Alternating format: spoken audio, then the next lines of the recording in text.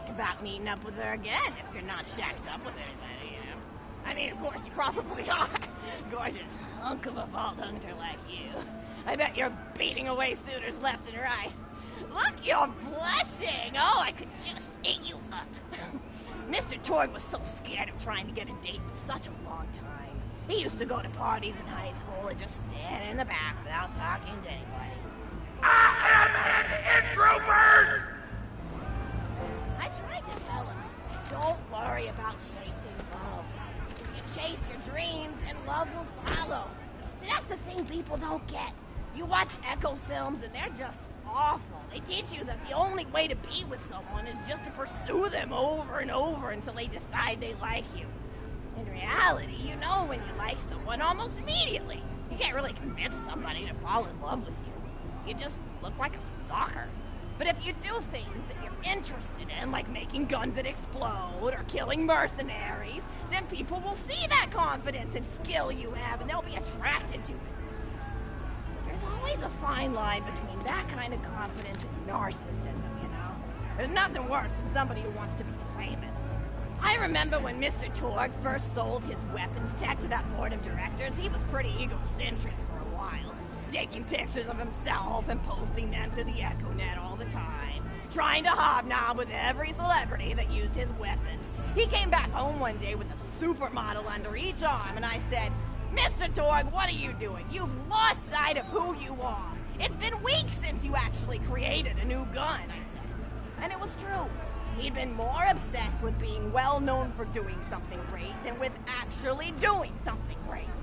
It was a dark point in my life. Thankfully, High Five listened to me and got to work on what would eventually become the Kerblaster. You a fan of the Kerblaster? That was always my favorite. That and the Flacker, which I know a lot of people hate. But there's more to combat than just brute efficiency in this old lady's eyes. Style counts for something. And there's nothing quite like filling the air with tiny little explosions. It's like a fireworks show, except the deaths aren't as sad and unexpected. Actually, that reminds me, now that you're here, I wanted to throw some ideas at you for feedback. I'm a playwright in my spare time, and I'm trying to write a story about an up-and-coming tournament fighter who tries to find love in a gladiatorial arena. And I figure you've got a lot of experience, so your feedback would really be valuable. So the play is called Broken Hearts and Broken Necks. Scene 1. Fade in on an arena, just after a battle. Body parts litter the stage. A lone warrior stands in the middle of the stage. A spotlight illuminating her bloodstained armor. She's holding her sword triumphantly aloft. Valkyrie. Is there no warrior who can challenge me? Must I be destined to spend my life as the strongest, the bravest, the most invincible warrior this galaxy has seen? For I am Valkyrie, scourge of the gladiatorial game! Shakes her head at this point. From stage left, a janitor with Keep trying! he begins sweeping the Hell! Oh! until melancholy overtakes him. He drops his bushbroom to the floor and falls to his knees before delivering a heart-wrenching soliloquy. The blood cannot be washed away. Not before and not now. Even as I attempt to escape the past, which haunts me still. Must I live forever as a fraud, sweeping up the trash of others to hide my shame and avoid my pursuers? Must I forever remain on the periphery of joyful combat, ever watchful but never participating? With the clatter of armor, Valkyrie re-enters the stage right. Good morrow, lowly janitor. I heard a noise and thought it worth investigating.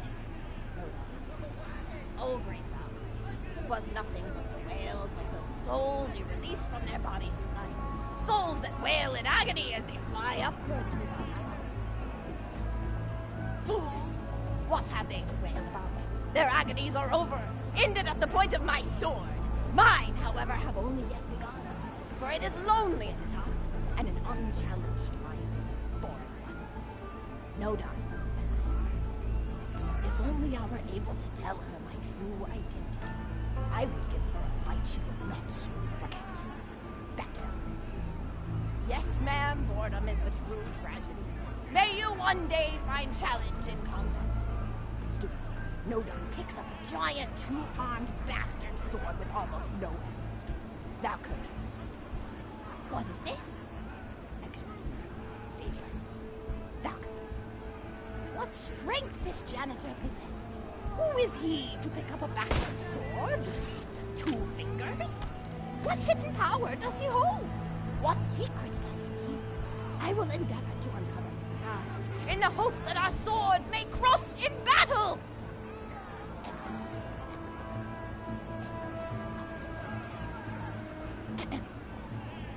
Scene 2. The interior of the governor's house. The table is set with myriad teas and biscuits.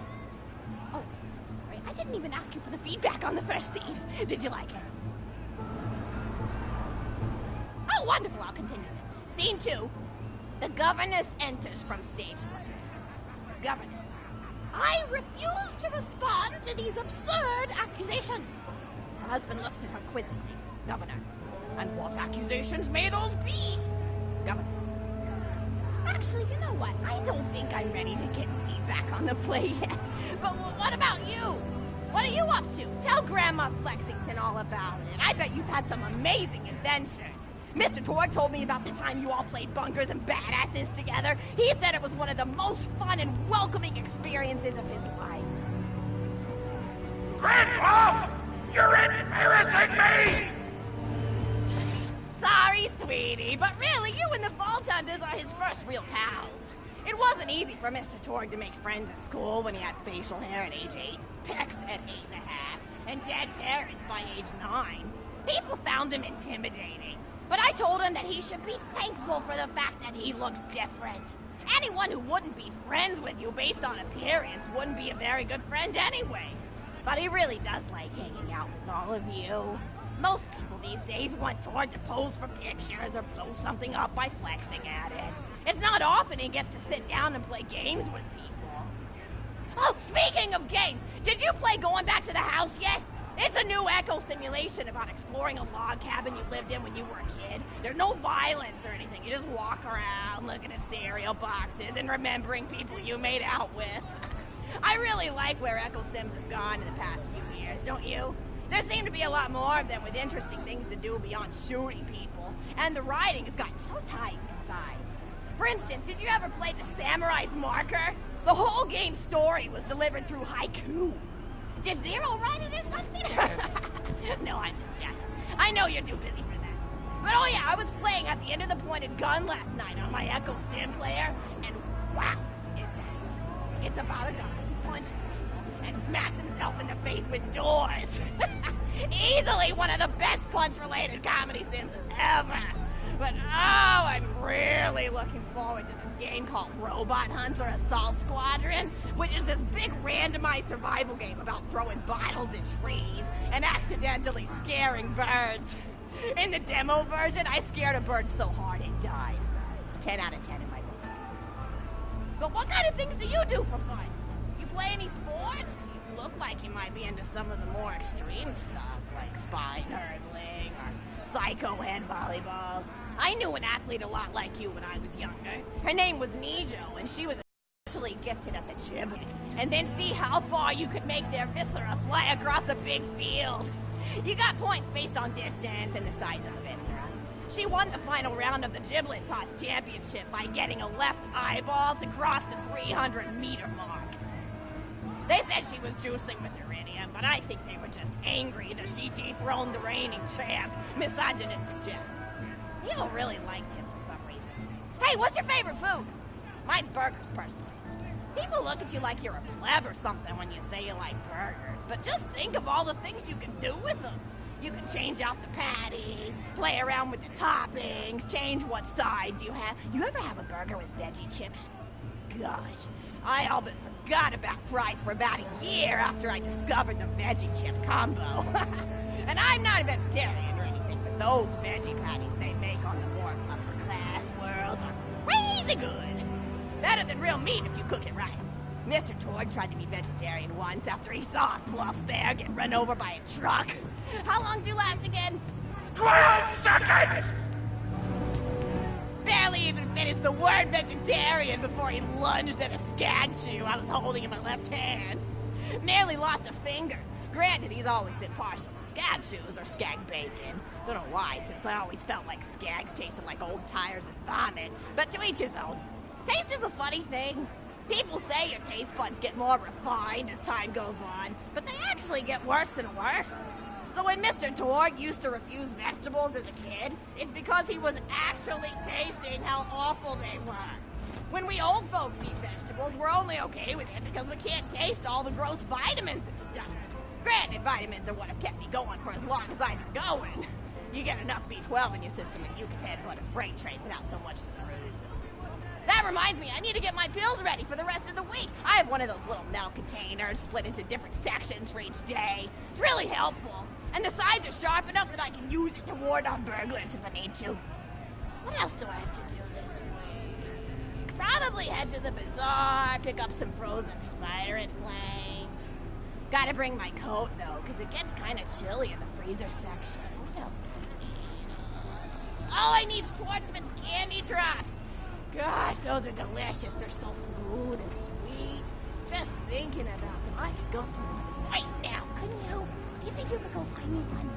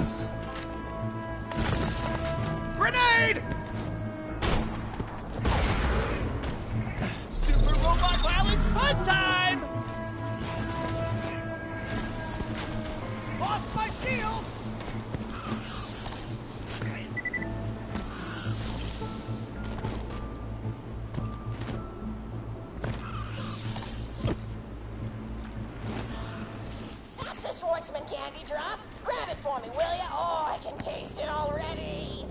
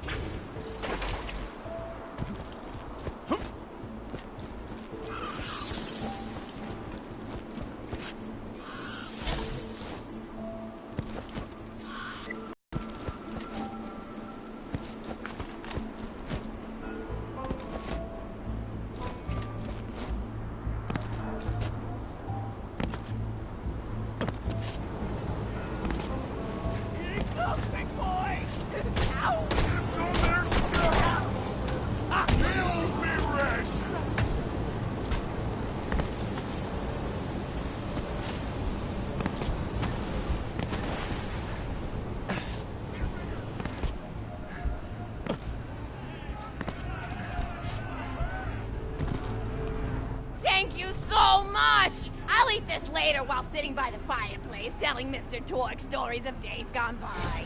There's just nothing like good fireplace, is there? Something healing and safe.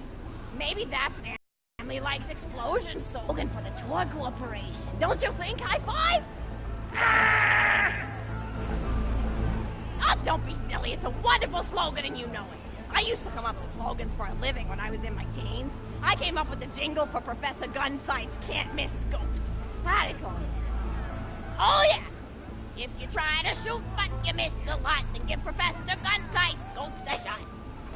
And then they played a gunshot sound effect and someone going, ah! It was cute. But gosh, I've been talking for a while now, haven't I? Thanks for bringing your friends to listen to an old woman ramble for a while. I can't tell you how great it is to have somebody new to talk to, especially a vault hunter. Oh, and one more thing! No, actually, that could probably wait. Just something about vaults and the end of the universe. Anyway, here. I always spoil my friends, just like I spoiled my grandson.